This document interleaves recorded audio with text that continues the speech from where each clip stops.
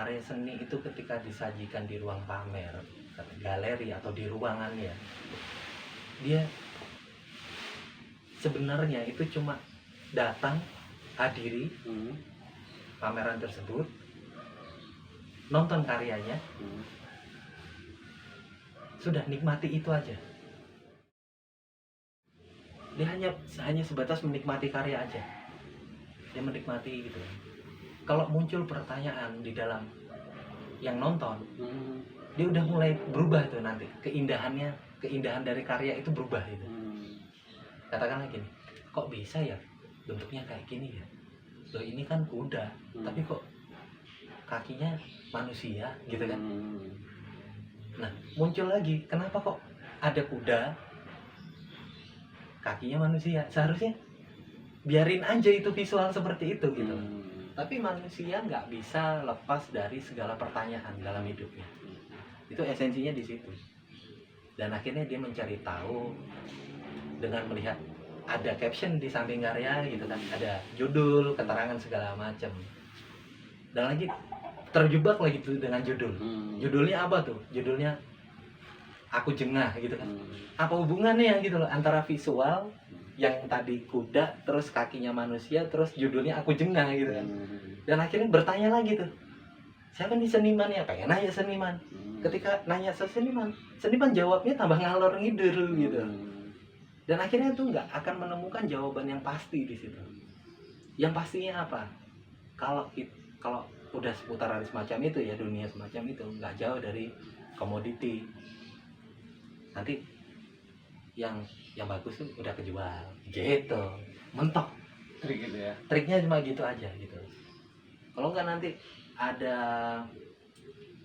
untuk mencocokkan antara visual terus ide dan bagaimana kerangka berpikir manusia, ya udah nanti manggilin siapa, tokoh siapa, katakan profesor siapa gitu kan, untuk mengulas, untuk membicarakan karya ini, mengulas, membedah karya ini gitu. Udah gitu aja Bang. Nyambung nggak sih? Nyambung. Oh nyambung ya.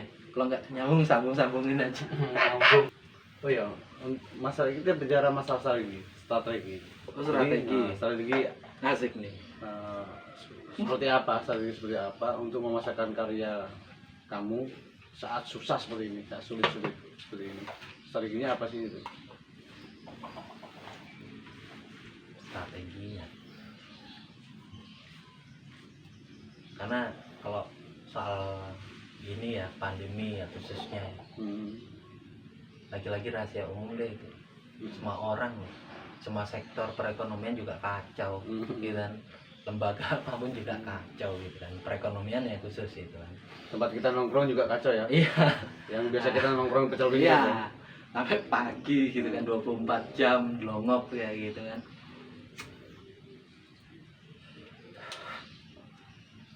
Sebenarnya nggak jauh sih dari dagang, nggak jauh dari dagang. Kita gunain kreativitas kita apa tuh kan, untuk memasarkan. Tentu nggak jauh juga dari mental individu atau kolektif ya kan. Karena kolektif ini bahaya sekarang, gerakannya nggak boleh tuh physical distancing tuh gitu kan. Jadi otomatis kan individu tuh yang bergerak. Setiap individu udah menawarkan jasa atau produk ke ya konsumen. Lewat mana? Ya kita nggak bisa pungkiri sekarang sosmed. Kita pakai sosmed, entah di bursa-bursa lapak online gitu kan. Kita bisa pasarkan di sana produk kita atau jasa kita. Katakanlah aku waktu itu selama pandemi aku dokumentasiin, ini nggak ada hubungan sama lukisan, justru malah masuk lagi ke wilayah kerjaan. Jadi seputar digital, foto atau video atau editing. Jadi malah direkrut atau jawil untuk dokumentasi kegiatan warga dengan gotong royong, disinfektan gitu kan, penyemprotan tuh ya. Ya kayak gitu. Ada di kampus juga ada waktu itu seputaran itu. Jadi nggak nggak nggak cuma ngelukis, karena kalau ngelukis kita mengandalkan sini, misal katakanlah pameran gitu kan, seolah-olah mungkin muncul bentuk sikap keputusasaan kali gitu ya, seolah-olah wah aku pameran nggak laku gitu kan. Tapi ada juga yang laku gitu. Tapi ada nggak sih Apa tuh? kayak pameran virtual dulu? Ada. Jadi belakangan ini aku lihat di sosial media banyak teman-teman yang menggagas pameran secara virtual. Tapi bagi aku juga nggak relevan juga ya, karena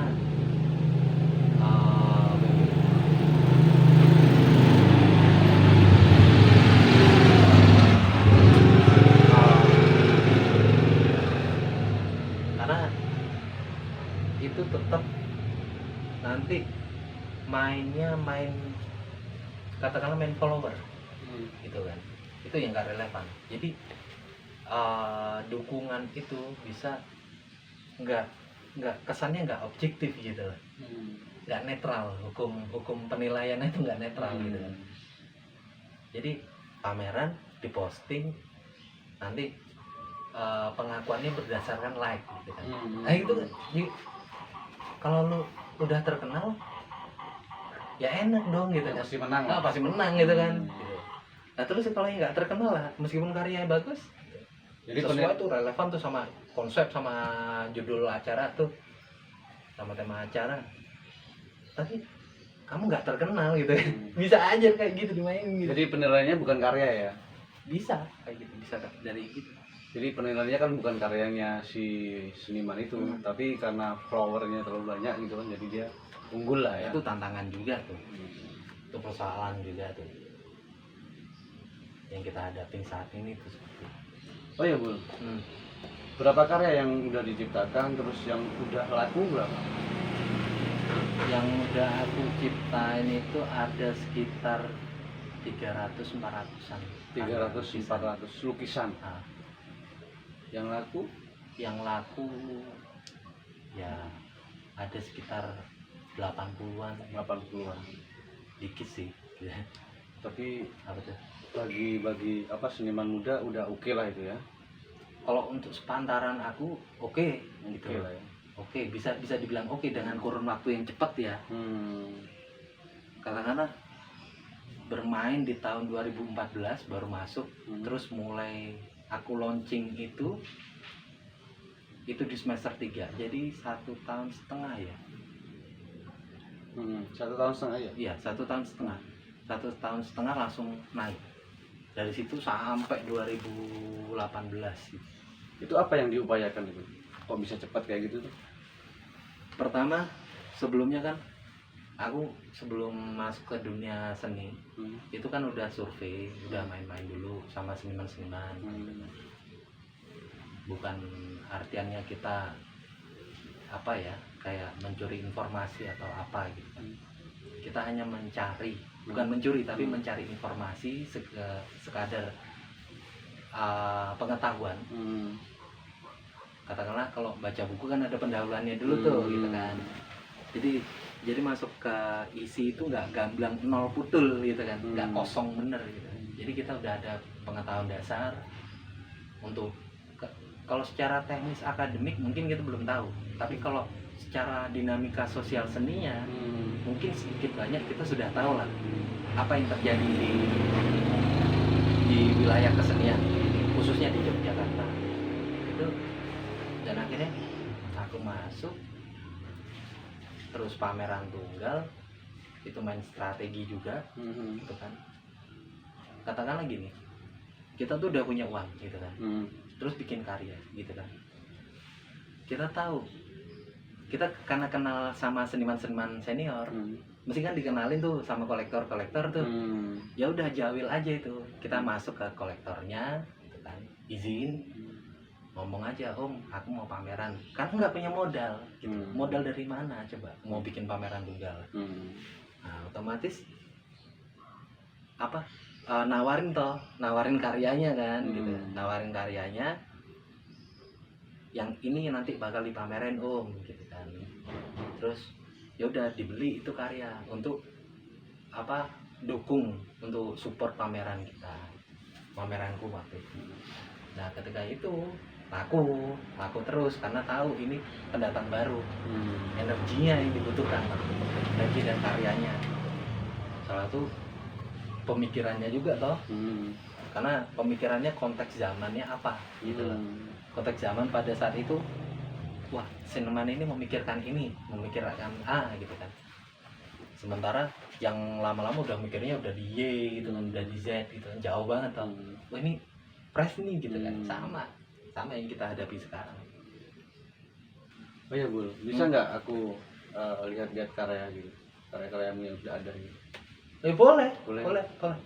Nanti sekaligus ceritain lah sedikit tentang karyamu gitu. Bisa.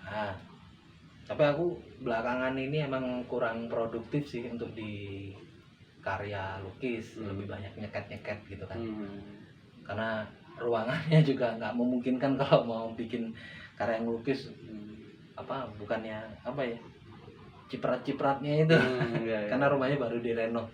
Boleh kita lihat sekarang? Oke. Boleh dulu dong. Boleh dong. Apa? Boleh. Oh iya. Yuk.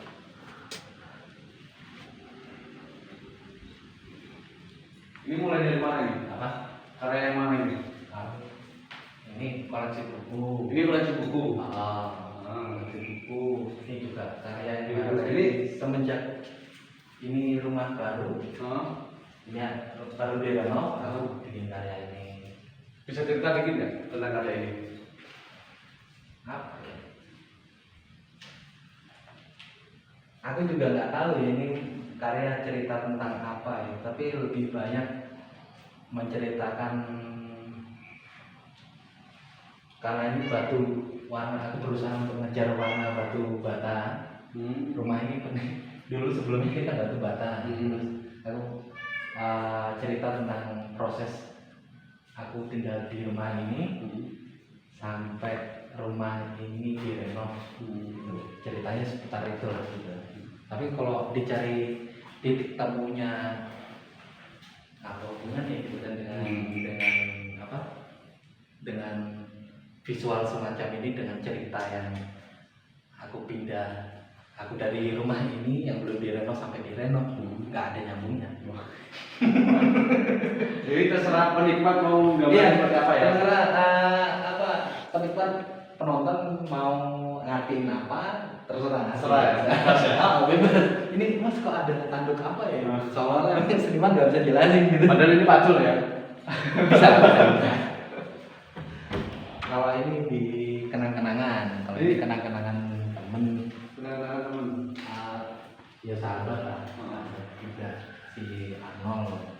Oh si Arnold. Oh Bang Arnold ya? Ya. Bang Arnold yang dari Sulawesi itu ya? Ya. Oh. Dari Toraja. Dari Toraja. Peninggalan dia nih. Jadi aku sengaja khusus aku pasang dia di ruang tamu gitu.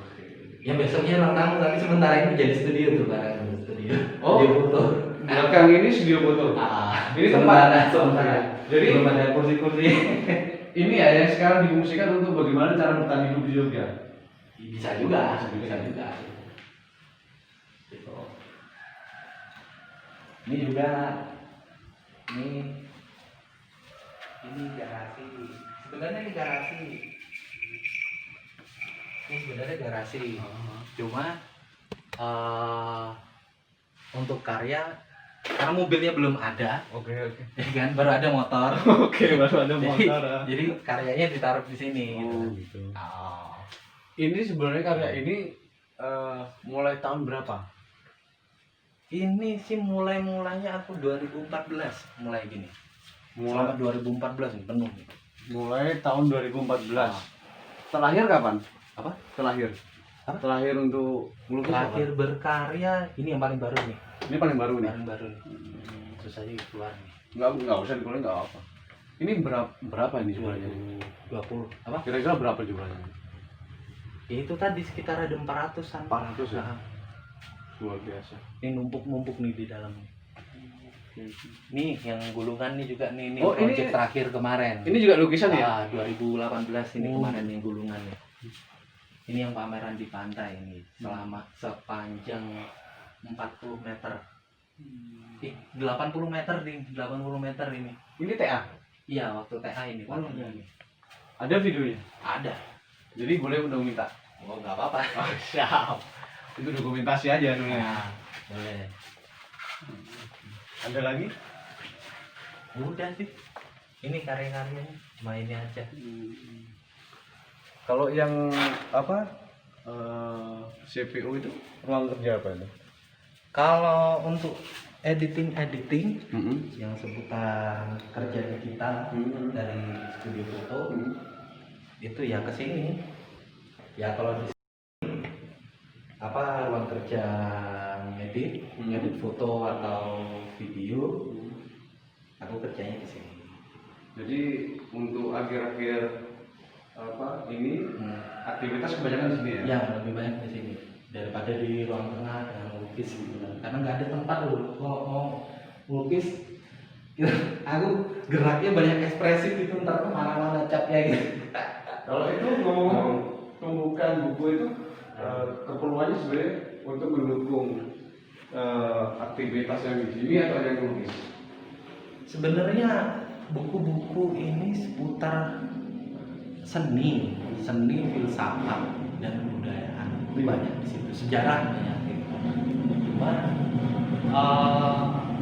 ya nggak mungkin juga ya ini buat apa ya? Buat dasar pengetahuan aja gitu. Buat dasar pengetahuan. Jadi kita emang tahu katakanlah seni nggak asal ngomong oh seni itu begini, seni itu menurut aku begini. Tapi itu boleh otentik gitu kan dari kita sendiri. Tapi di satu sisi karena secara akademik perlu dipertanggungjawabkan, ada bahan teorinya, ada bukunya gitu kan. Sebagai acuan lah ya? Sebagai acuan secara akademik. Kalau di luar beda lagi nanti. Terserah lah ya? Terserah gitu. Nah itu aku di sini kalau kerja lebih banyak. Kalau edit video ya di sini. Itu. Oh ya, kalau misalkan ada orang yang umum gitu kan, atau orang siapa aja gitu yang pengen menggunakan jasa kamu, bisa kontak person kamu. Jasa yang mana dulu nih? Soalnya aku banyak soalnya. Oh gitu. Ada yang foto, ada foto, terus ada yang video juga, ada juga di editing gitu kan. Kalau video mungkin video dan editing itu sama aja, ya kan satu lingkup sebenarnya. Foto juga sama editing juga sama aja sebenarnya. Gitu. Jadi kan bisa hubungin kemana? Ya hubungin aja ke Larasati Art Project, hidupnya di situ. Ada nggak Instagramnya? Atau apa? Instagramnya tuh ada Larasati Art Project. Larasati Art Project. Yang simbolnya ada visual. Itu ntar dari situ baru dia ketemu nanti sama yang apa perusahaan kecilnya, semacam di video itu ada Larasati Picture, terus nanti di fotografi ada Larasati Photograph. Oh jadi Larasati Art itu induknya ya? Di dalamnya masih banyak ya, cabang-cabang ya. Jadi kalau ownernya ya apa aja. Ownernya cuma satu ya.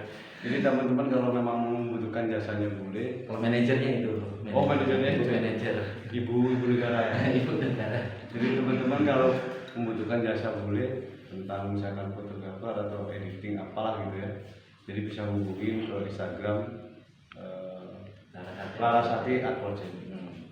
Jadi mungkin ngobrol-ngobrol sama Buli kali ini cukup sampai sini ya. Karena habis ini juga mau kerja juga, jadi nggak boleh lama-lama ganggu. Jadi teman-teman sampai di sini kita ngobrol sama Buli. Mungkin suatu saat kalau misalkan ada sesuatu yang menarik lagi sama Buli bisa kita ngobrol bareng lagi. Ya gitu ya. Ya. Terima kasih. Thank you. Makasih.